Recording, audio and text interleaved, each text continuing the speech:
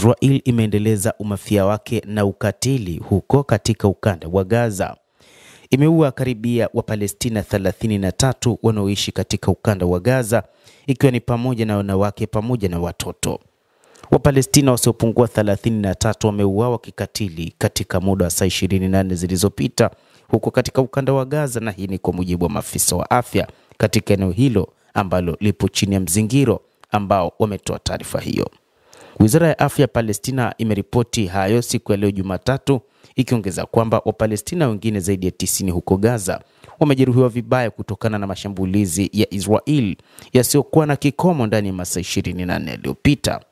Taarifa ya wizara hiyo imeongeza kuwa idadi kubwa ya waathiriwa imesalia chini ya vifusi na barabarani kwa kuwa hawawezi kufikiwa na ambulance kutokana na mashambulizi yanayofanywa na IDF, jeshi la Israel. Kwa mujibu wa Wizara ya Afya ya Palestina, idadi ya wahanga na hujuma zinazoendelea za Israel tangu Machi 18 mwaka huu hadi sasa imefikia watu 2749 na majeruhi 7607. Wapalestina bado wanaishi katika hali ya manyanyaso katika ukanda wa Gaza.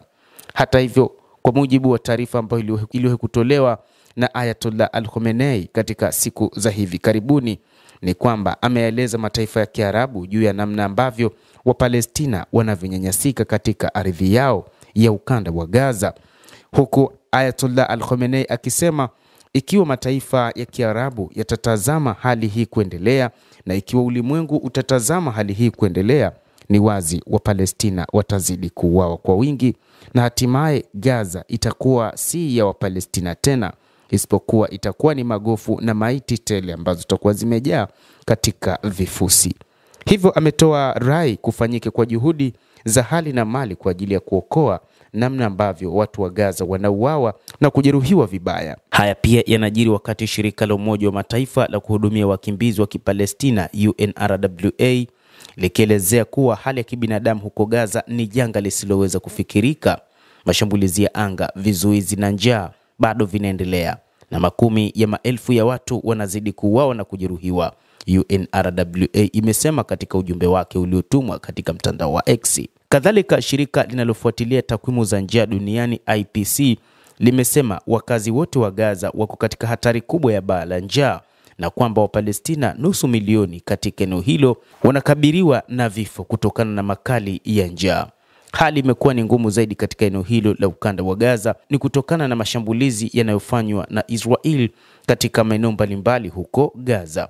Hata hivyo, mashirika mbalimbali, mataifa mbalimbali bado yameendelea kutoa onyo juu ya Israel kutokana na mashambulizi yake inayoyafanya katika eneo hilo la ukanda wa Gaza. Kadhalika, wapiganaji wa Kihouthi, moja kati ya makundi ya wapiganaji katika eneo la Mashariki ya Kati, imetoa tahadhari ikisema kwamba itaendeleza mashambulizi yake kutokana na kile ambacho kinafanywa na Israel kufanya mashambulizi mazito dhidi ya watu wasiokuwa na hatia. Moja kati ya sababu kubwa ambayo Benjamin Netanyahu ameendelea kuyatuma majeshi yake huko katika ukanda wa Gaza ni katika kile alichosema anataka kulimaliza kabisa kundi hilo la wapiganaji la Hamas, jambo ambalo baadhi ya wachambuzi wa mambo wanasema halitowezekana.